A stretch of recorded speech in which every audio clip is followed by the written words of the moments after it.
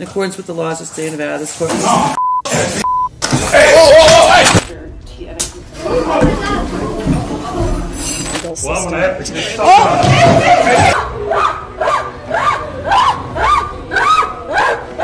Deobra Redden, un homme de 30 ans, a été reconnu coupable de plusieurs crimes qu'il a commis au cours de sa vie. Il a été impliqué dans plusieurs situations complexes, notamment des agressions, des vols et des atteintes à la propriété.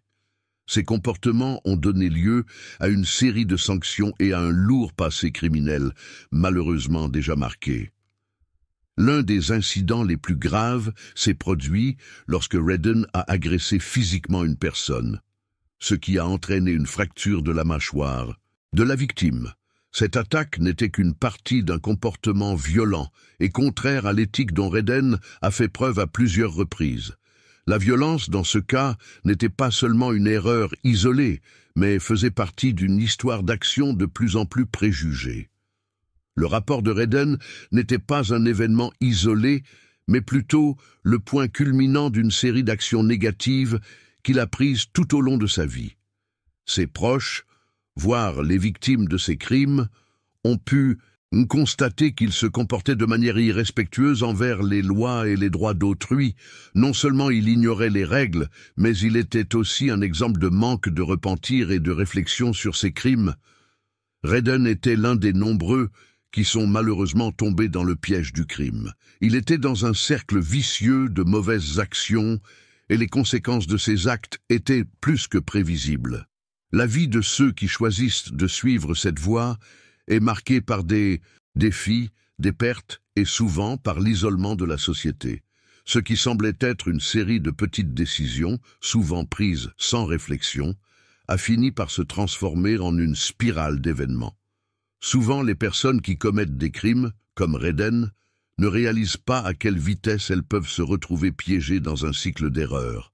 Chaque petite transgression peut sembler sans conséquence, mais avec le temps, ces erreurs s'accumulent et peuvent conduire à toute une vie de souffrance. En commettant des crimes, Redden a non seulement mis en danger la sécurité des autres, mais a également compromis ses propres opportunités de changement et suscité l'indignation des personnes qui étaient ses victimes. L'histoire de Redden peut nous rappeler à tous que les chemins que nous choisissons ont des conséquences. Chaque décision, aussi simple soit-elle, peut définir le cours de notre vie. Et même si nous sommes tentés de céder à des comportements négatifs comme la violence, il est essentiel de s'en souvenir à long terme. De plus, le cas de Redden nous rappelle également l'importance du soutien social et de la réadaptation. Pour de nombreuses personnes qui font des erreurs, comme dans le cas de Redden, la clé du changement est d'être capable de prendre conscience de leurs propres erreurs et de chercher de l'aide pour surmonter les difficultés émotionnelles et sociales qui les ont amenés à prendre de mauvaises décisions. Personne ne naît criminel, mais un manque de soutien peut transformer de petites erreurs en tragédies majeures.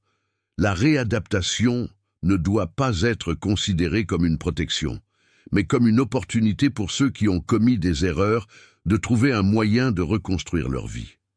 Le système judiciaire, lorsqu'il traite Redden et d'autres personnes comme lui, doit non seulement punir, mais aussi chercher des moyens de réintégrer ces personnes dans la société. Ce n'est qu'ainsi qu'il sera possible d'empêcher d'autres, comme Redden, de continuer à commettre des crimes et, en fin de compte, de trouver le chemin d'une vie meilleure. Notre système judiciaire doit être efficace non seulement pour appliquer les peines, mais aussi pour guider et aider ceux qui ont commis des erreurs. Quand quelqu'un est puni, il faut aussi faire un effort pour que cette personne apprenne de son erreur et ait la chance de recommencer. Cela implique d'offrir des programmes d'éducation, de soutien psychologique et des stratégies. En général, des cas comme celui de Redden montrent l'importance d'examiner plus attentivement ceux qui commettent des erreurs. Plutôt que de simplement condamner et oublier, nous recommandons de chercher des moyens d'aider ces personnes à comprendre l'impact de leurs actes et à assumer la responsabilité du préjudice qu'elles ont causé. C'est le meilleur moyen d'empêcher les autres de suivre le même chemin. Enfin, le cas de Redden nous met au défi de réfléchir à la responsabilité collective de notre société. Lorsqu'une personne commet un crime, cela reflète non seulement une erreur individuelle, mais révèle souvent des lacunes dans le soutien social, éducatif et émotionnel qu'une personne a reçu tout au long de sa vie. Pour garantir que des personnes comme Redden aient la chance de changer, nous devons travailler ensemble pour créer un environnement dans lequel les mauvais choix ne sont pas la seule option. En fin de compte, nous devrions tous être plus conscients des conséquences de nos actes et des choix que nous faisons. La voie de la violence ne mène jamais à la résolution des problèmes. Au contraire, cela ne fait que générer davantage de douleur et de souffrance. Pour construire une société meilleure, nous devons offrir davantage de possibilités de changement et d'apprentissage à ceux qui ont commis des erreurs, en les aidant à transformer leur vie. Denise Robertson, une femme de 39 ans, a été jugée pour des crimes graves tels que vol qualifié et fraude. Sa vie a été marquée par des choix difficiles, notamment son implication dans le trafic de drogue et ses activités criminelles.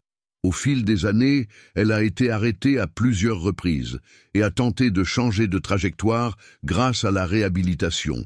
Mais malheureusement, elle n'a pas eu autant de succès qu'elle l'espérait. Denise s'est retrouvée dans un cycle d'erreurs. Dès son plus jeune âge, Denise a eu du mal à créer des liens substantiels, ce qui a rendu sa vie beaucoup plus difficile. Sa toxicomanie affectait non seulement sa santé, mais aussi ses relations familiales. Elle avait un frère qui, comme le reste de la famille, ne savait pas quoi faire d'autre pour l'aider. Ils étaient convaincus que Denise avait déjà perdu ses chances de changer et qu'elle devait donc être traduite en justice. Lors d'une audience au tribunal, le juge a interrogé Denise sur sa consommation de drogue, et Denise, avec une expression peinée, a admis qu'elle n'avait aucun contrôle sur cette consommation. Elle a expliqué que lorsqu'elle était abstinente, sa vie semblait être sous contrôle, mais que la dépendance s'était emparée de son esprit et de son corps, la faisant à nouveau se perdre. Elle semblait avoir le sentiment que peu importe tous ses efforts, elle ne parviendrait pas à se libérer. La juge Mary était connue pour sa position stricte. Elle ne pensait pas que Denise était une bonne candidate pour comparaître devant un tribunal spécialisé en matière de toxicomanie, surtout après tant de tentatives infructueuses de réhabilitation. Pour elle, Denise avait déjà suivi plusieurs programmes, et même si c'était triste, le juge a estimé que la femme ne montrait aucun signe de rétablissement. La décision de ne pas déférer Denise au tribunal chargé de la toxicomanie a déclenché un vaste débat. Beaucoup se demandaient si la protection était vraiment la meilleure option, étant donné les antécédents de toxicomanie de Denise. Cependant, le juge était convaincu qu'après tant d'occasions, la seule façon de garantir que Denise était responsable de ses actes était une peine plus sévère. Denise, en entendant la sentence, parut dévastée. Elle savait qu'elle n'avait pas réussi à surmonter sa dépendance, mais elle sentait aussi qu'il y avait encore quelque chose en elle qui voulait changer. Elle ne voulait pas être simplement une autre personne qui a échoué. Au fond, elle voulait croire qu'elle avait encore une chance de recommencer. Mais les propos du juge indiquaient que ce nouveau départ serait bien plus difficile qu'elle ne le pensait. La situation de Denise était le reflet d'une réalité difficile à laquelle sont confrontées de nombreuses personnes aux prises avec une dépendance.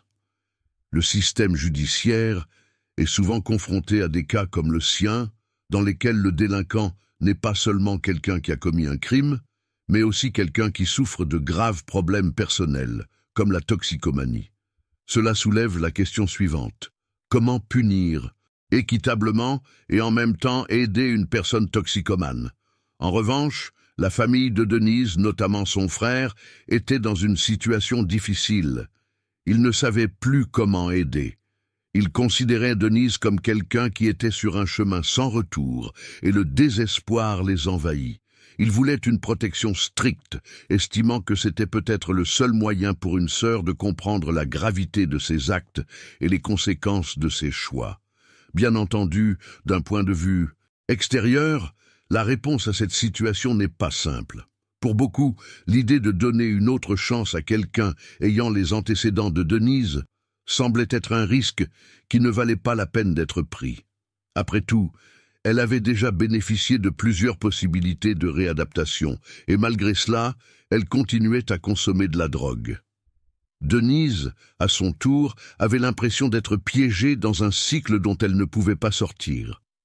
Elle ne voulait pas qu'on se souvienne d'elle uniquement pour ses crimes, mais pour sa tentative de changement. Elle voulait, d'une certaine manière, démontrer qu'elle n'était pas une personne désespérée, malgré tous les échecs qu'elle avait accumulés au fil des années. Cependant, la réalité de sa dépendance était bien plus forte que tout désir de guérison. Lorsque la sentence a été prononcée, la juge Mary a adopté une position qui, pour beaucoup, semblait la plus sensée. Elle a décidé que Denise devait respecter la garantie conformément à la loi sans plus attendre. Pour la justice, c'était le seul moyen de garantir que Denise subisse les conséquences de ses actes. C'était une punition nécessaire, mais aussi une façon de mettre Denise en face. Cependant, pour Denise, le procès n'était pas seulement une question de punition. Il s'agissait de sa propre vie et elle avait l'impression de manquer d'options. Elle savait que sa lutte contre la drogue était réelle et difficile. Et peu importe à quel point elle essayait de changer, quelque chose en elle avait toujours l'impression de revenir au même endroit. La douleur émotionnelle de ne pas pouvoir contrôler sa dépendance était aussi grande que toute protection qu'il pouvait recevoir. Le cas de Denise est le reflet d'une situation complexe, où la frontière entre patience et aide est très mince. Parfois, la société doit trouver des moyens de traiter des individus comme elle d'une manière qui ne soit pas seulement punitive. La toxicomanie est une véritable maladie et les programmes de réadaptation, bien que utiles, ne sont pas toujours suffisants. Et si les victimes des crimes commis ont besoin de justice, il faut aussi considérer que les personnes qui commettent des crimes ont souvent des histoires personnelles qu'il faut entendre pour vraiment savoir comment elles sont tombées dans cette dépendance. C'est une réflexion qu'il faut prendre en considération chaque fois qu'une personne comme Denise se retrouve devant la justice. C'est une femme qui a commis des erreurs, mais c'est aussi une personne qui souffre de dépendance et qui a besoin d'aide. La question est de savoir comment offrir cette aide de manière efficace sans ignorer les dommages qu'elle a causés. C'est la vraie difficulté du système judiciaire. L'histoire de Denise est une leçon pour nous tous sur la complexité du comportement humain et sur la manière dont nos décisions peuvent être influencées par des facteurs internes que nous ne pouvons souvent pas contrôler. Il représente le combat de nombreuses personnes qui, malgré leurs efforts, ne peuvent échapper à un cycle destructeur et ont besoin de plus que de protection. Elles ont besoin de traitements efficaces et éprouvés.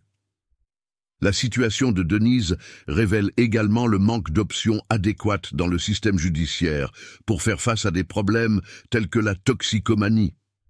Elle n'est pas la seule à être confrontée à cette réalité. De nombreuses personnes qui passent devant les tribunaux, comme celle de Denise, ont des histoires similaires où les crimes commis sont profondément liés à des problèmes de santé mentale et de dépendance aux produits chimiques. Dans de nombreux cas, le système n'est pas encore prêt à traiter efficacement ces problèmes, ce qui finit par générer un cycle de sanctions qui ne font qu'aggraver la situation de la personne. Alors que la juge Mary a pris la décision de ne pas renvoyer Denise devant un tribunal spécialisé en toxicomanie, la société a dû réfléchir à la manière dont elle pourrait soutenir les personnes aux prises avec des dépendances. Lorsqu'une personne commet des délits motivés par la toxicomanie, le plus judicieux serait de lui proposer un traitement spécialisé plutôt que de simplement lui imposer une peine. La toxicomanie est une maladie, et la traiter comme telle, avec des programmes appropriés, peut être bien plus efficace que la prison et la punition. Le cas de Denise a également mis en lumière la question de la responsabilité familiale. Son frère, en tant que membre de la famille, voulait la voir sévèrement punie, estimant que ce serait le seul moyen pour elle de changer enfin. C'est le reflet du désespoir de ceux qui voient un proche sombrer dans un cycle de destruction sans savoir comment l'aider. Pour la famille, il est difficile de comprendre que, peu importe à quel point elle aime et souhaite le meilleur pour une personne, la solution à l'addiction va souvent au-delà de la simple hospitalisation ou du soutien familial. Dans ce scénario, le procès ne portait pas uniquement sur un crime de trahison, mais sur une vie en ruine qui exigeait plus que de simples punitions. Denise a besoin d'aide, ce qui permet d'examiner plus en profondeur les facteurs qui ont conduit au crime. Il ne suffisait pas de la considérer simplement comme une délinquante. Il était nécessaire de comprendre sa douleur et ses difficultés, et de lui donner la possibilité de se faire soigner et de retrouver la vie. Bien que le système judiciaire ait une vision claire de la nécessité de punir les crimes, il commencera également à reconnaître que souvent, une punition sans un traitement approprié ne résout pas le problème sous-jacent.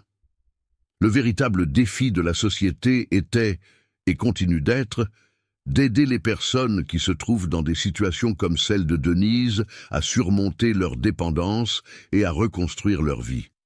Cela implique plus que de simples mesures punitives. Il s'agit d'offrir des alternatives telles que des programmes de réadaptation efficaces, un soutien psychologique et des programmes de confinement qui réintègrent la personne dans la société. L'histoire de Denise rappelle que le système de justice ne peut se fonder uniquement sur une vision punitive, mais doit considérer toutes les situations impliquant la vie du prévenu. La dépendance, la douleur émotionnelle, les expériences de maltraitance et les échecs passés doivent être pris en considération lors de la détermination de la peine d'une personne. Cela ne signifie pas ignorer les crimes commis, mais rechercher une solution qui favorise le rétablissement et la réinsertion de la personne. Le rétablissement de Denise n'a été ni facile ni rapide. Mais si le système judiciaire était plus flexible et axé sur des solutions alternatives, comme les programmes de traitement de la toxicomanie, elle aurait peut-être une réelle chance de changer. Sans traitement approprié, les chances que Denise reste dans un cercle vicieux de criminalité et de dépendance étaient élevées. La société a donc la responsabilité de veiller à ce que les personnes qui commettent des crimes motivés par la toxicomanie soient confrontées de front à ce problème. L'histoire de Denise et celle de nombreuses autres personnes comme elle sont un appel à repenser ce que signifie la justice.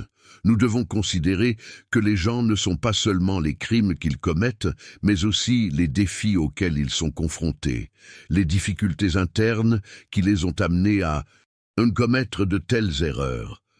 La vraie justice implique non seulement la protection, mais aussi la possibilité de prendre un nouveau départ, de guérir. La société a le pouvoir de transformer des vies. Il faut d'abord comprendre que les gens ne choisissent souvent pas de commettre des crimes de leur propre gré, mais plutôt en raison de facteurs profondément enracinés et difficiles à contrôler, tels que la dépendance. En traitant ces facteurs de manière plus humaine et plus attentionnée, nous pouvons créer un système plus juste, plus efficace et surtout plus amélioré. La véritable transformation d'une personne ne se produit pas simplement par la paix. Pour que Denise et tant d'autres personnes vivant des situations similaires changent réellement, il est essentiel que le système judiciaire s'ouvre à des alternatives favorisant la guérison et le bien-être. Il ne s'agit pas de négliger les conséquences des crimes, mais plutôt d'en considérer les causes profondes et d'offrir aux délinquants les moyens nécessaires pour surmonter leurs difficultés. La société doit être plus globale dans le traitement de la toxicomanie et des autres problèmes qui touchent les personnes dépendantes et droguées. S'il est souvent difficile pour les familles et la société de comprendre la complexité d'une personne qui commet des crimes dus à une dépendance, il est important de se rappeler que le jugement sur une vie ne peut être unidimensionnel. Dans le cas de Denise, La pression de sa famille était évidente, mais cela reflétait une compréhension limitée de ce à quoi elle était réellement confrontée. Le désespoir de sa famille de la voir souffrir a également mis en évidence la douleur qu'elle portait elle-même. La question de la dépendance est un cycle qui implique à la fois la personne et ses proches, et donc le traitement approprié doit impliquer la famille autant que possible. Au lieu de simplement considérer un individu comme un criminel, nous devons comprendre qu'il est souvent victime d'un système qui n'offre pas de véritables alternatives à ceux qui ont besoin d'aide. La prison, dans de nombreux cas, n'est qu'un moyen d'emprisonner un problème sans proposer de solution. Pour quelqu'un comme Denise, qui a tenté à plusieurs reprises de se réadapter sans succès, une nouvelle approche pourrait être la clé du rétablissement. Les programmes de réadaptation spécifiques, axés sur les toxicomanes, constituent un moyen plus efficace de traiter la racine du problème plutôt que de les punir. En outre, la société dans son ensemble doit apprendre à séparer le comportement d'une personne de sa valeur humaine. Comprendre qu'une personne peut commettre une erreur et en même temps être capable de se repentir et de changer est fondamental.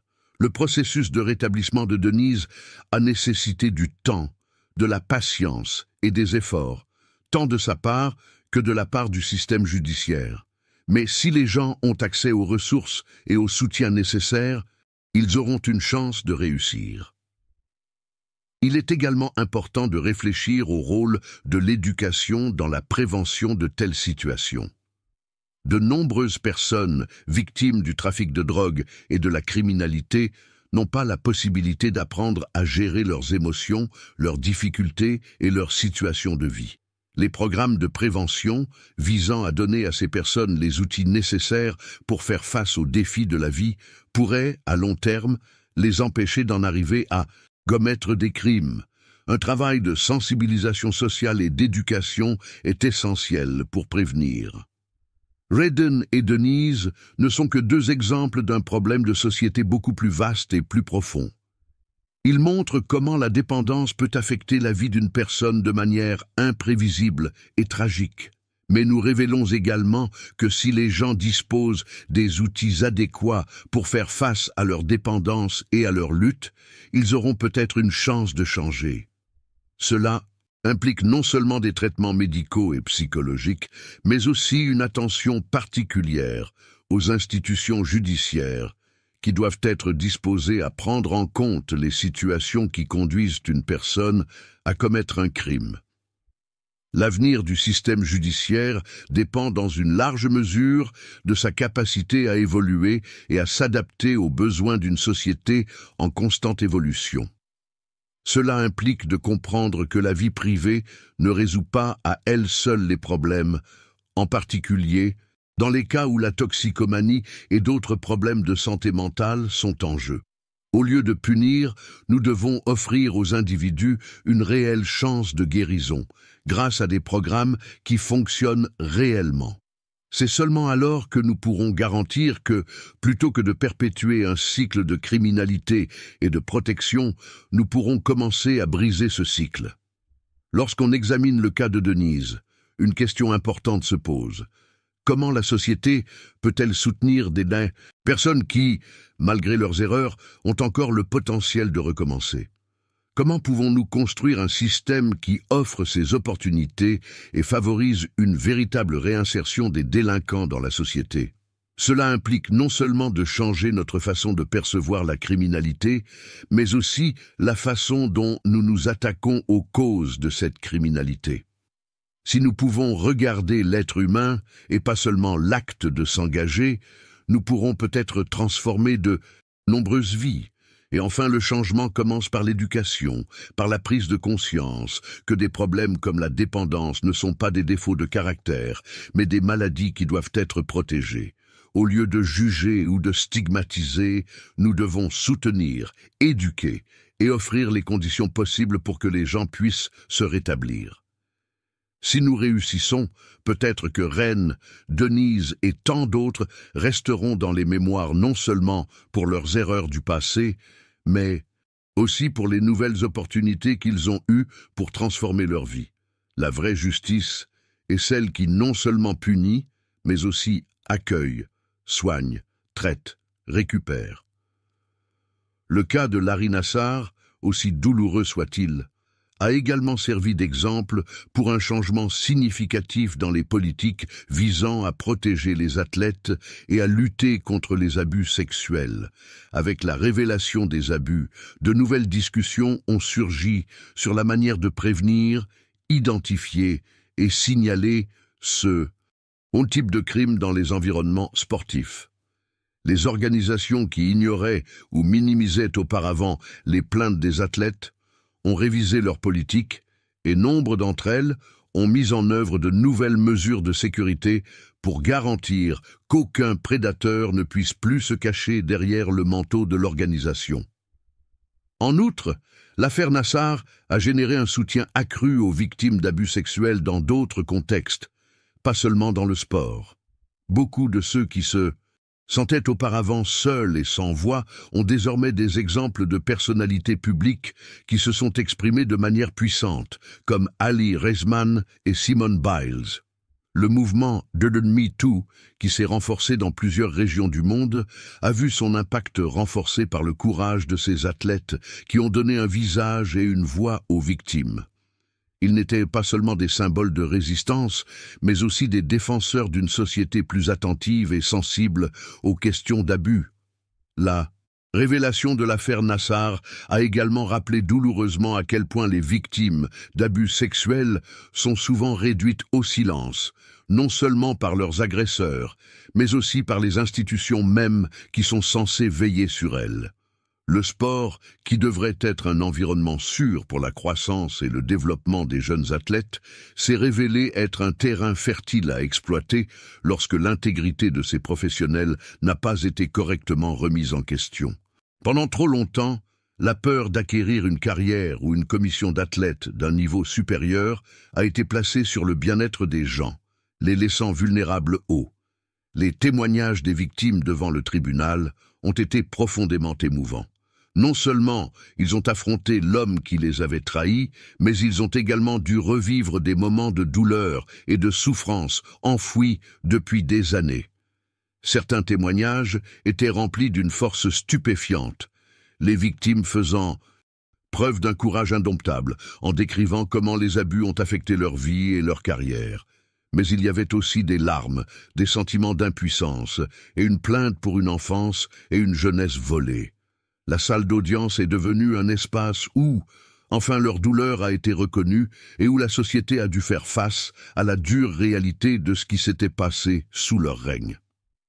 Pour beaucoup, le procès Larry Nassar représentait plus qu'une simple dénonciation d'un homme qui avait abusé de sa position de pouvoir. C'est une étape importante dans la lutte contre l'impunité des puissants, un rappel que personne n'est au-dessus des lois, quelle que soit sa position ou son statut social. C'était une affirmation que la justice, aussi difficile soit-elle à obtenir, est possible et que lorsque les victimes se lèvent, elles peuvent abattre le mur.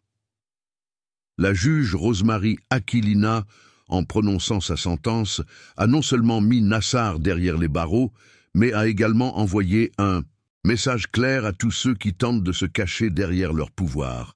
La justice ne sera pas réduite au silence. Elle donne la parole aux victimes, leur permet de s'exprimer et réaffirme ainsi que leurs souffrances ne seront pas oubliées. La manière dont le tribunal a été étendu et l'ouverture donnée aux victimes pour s'exprimer ont été une démonstration d'empathie et le reflet de combien le système judiciaire, longtemps cynique et fermé, peut être transformé pour faire place à la vérité. Aujourd'hui, après sa publication, Larry Nassar passe ses journées en prison, sans aucune possibilité d'annuler sa condamnation.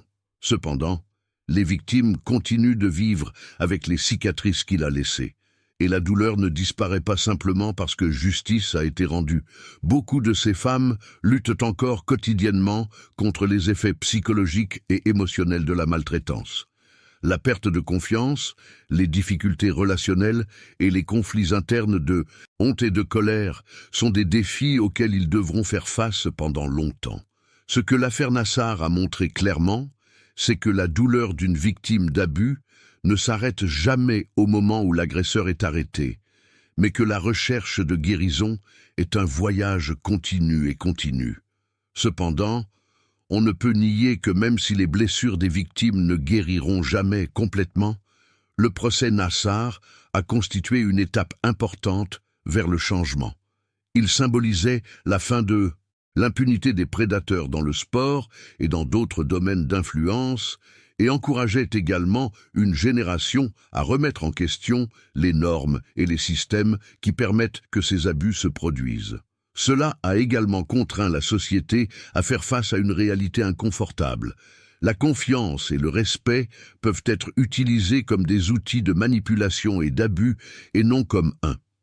Et en fin de compte, le combat des victimes de Larry Nassar est un combat pour nous tous. Il ne s'agit pas seulement d'un combat pour les femmes dans le sport, mais d'un combat contre les abus de pouvoir sous toutes leurs formes. C'est un combat pour la dignité et le droit d'être entendues. Tout au long du processus, ces femmes sont devenues des symboles non seulement de résistance, mais aussi d'espoir pour d'autres qui vivent en silence, victimes de tout type d'abus.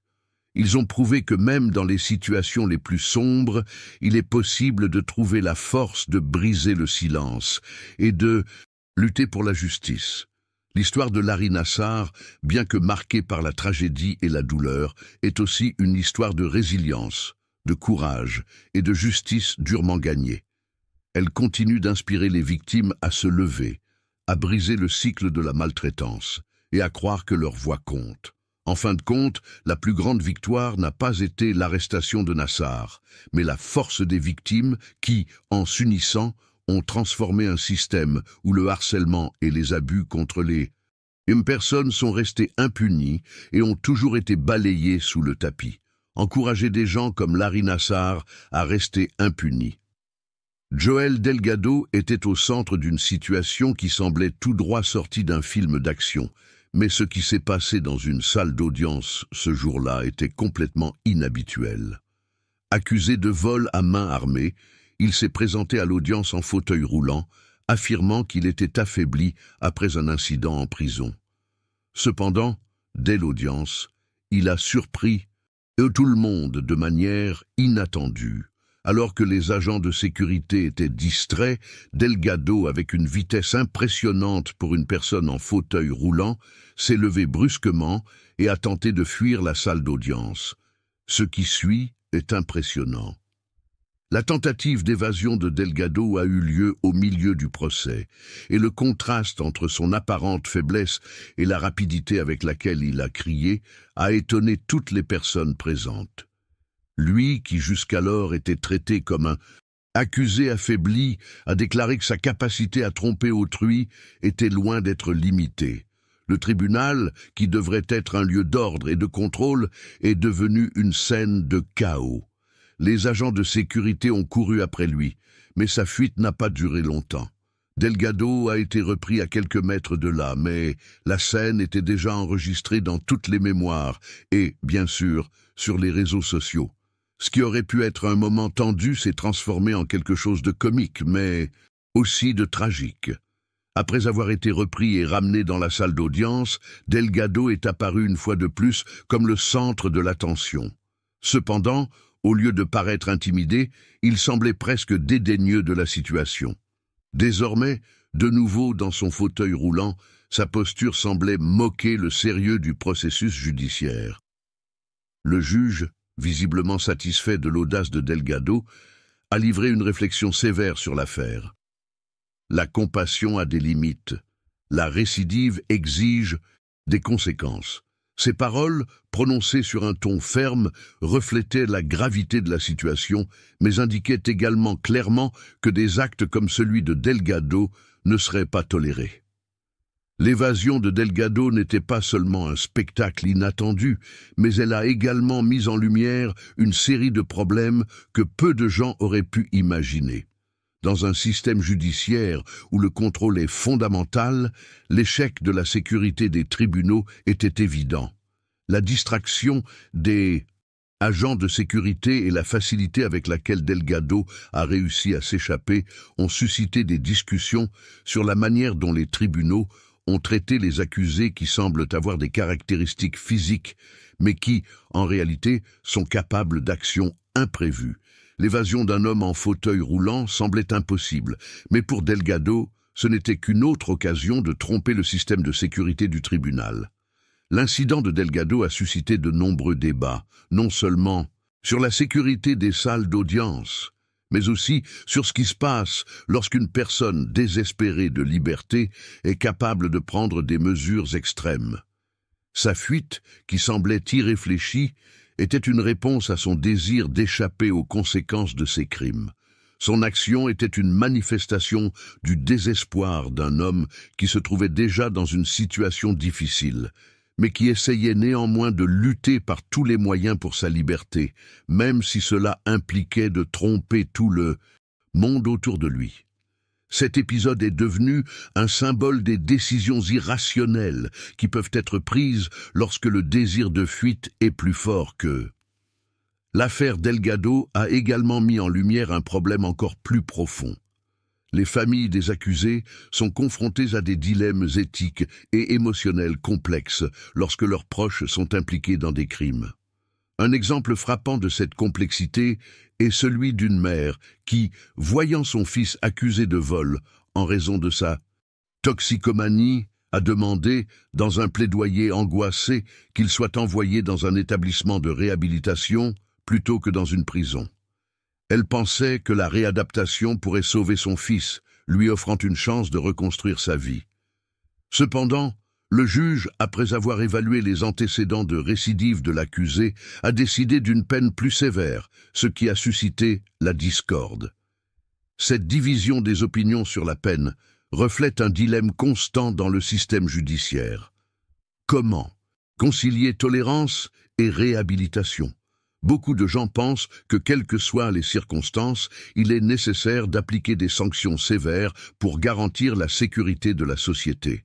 D'autres soutiennent que, lorsque cela est possible, l'accent devrait être mis sur la réadaptation, offrant aux prévenus une réelle chance de changement.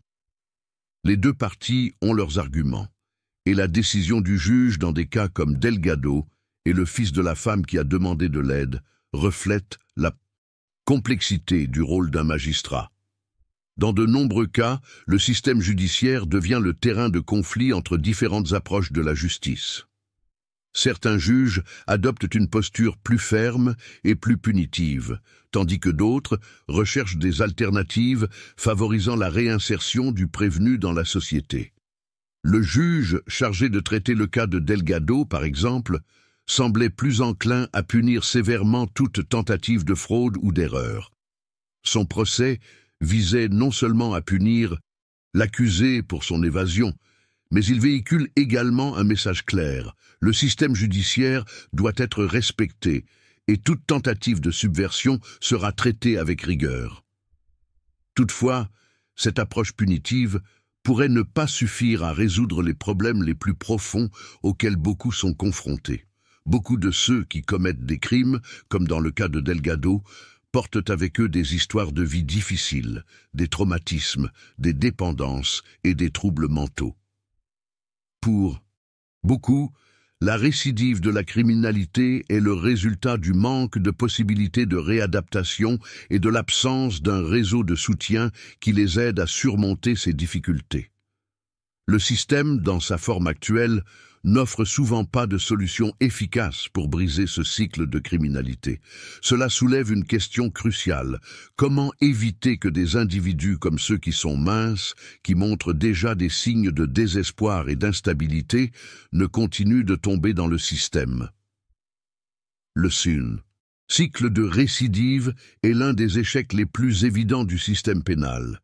Plutôt que de fournir des moyens efficaces pour que les rapatriés puissent commencer leur vie, beaucoup sont obligés de retomber dans la criminalité, souvent en raison du manque de soutien psychologique, d'éducation et de possibilités de réinsertion sociale. L'histoire de Delgado ne fait pas exception, mais illustre comment l'absence d'un système de réadaptation approprié peut conduire à la perpétuation du crime. À chaque nouveau retour en prison, l'individu est en outre éloigné d'une possibilité de changement réel, ce qui renforce l'idée erronée que seule la punition en prison, essayant de retirer cette personne de la socialisation de la société pour tout résoudre. Par conséquent, il est essentiel que le système judiciaire trouve un équilibre entre punir les dommages et offrir les chances de réadaptation. Ce n'est pas une tâche facile, mais c'est nécessaire. La justice devrait non seulement concerner l'arrestation et la punition, mais aussi la recherche de la réintégration des individus à la société. Bien que tous les accusés ne puissent pas ou ne souhaitent pas changer, ceux qui ont un potentiel de transformation méritent une chance. Cette opportunité, cependant, doit être renforcée par un système qui comprend les conditions de chaque individu et fournit les ressources nécessaires pour l'aider. Dans la dernière analyse, le cas de Joel Delgado est un rappel de la façon dont les situations devant les tribunaux peuvent devenir imprévisibles et demandées.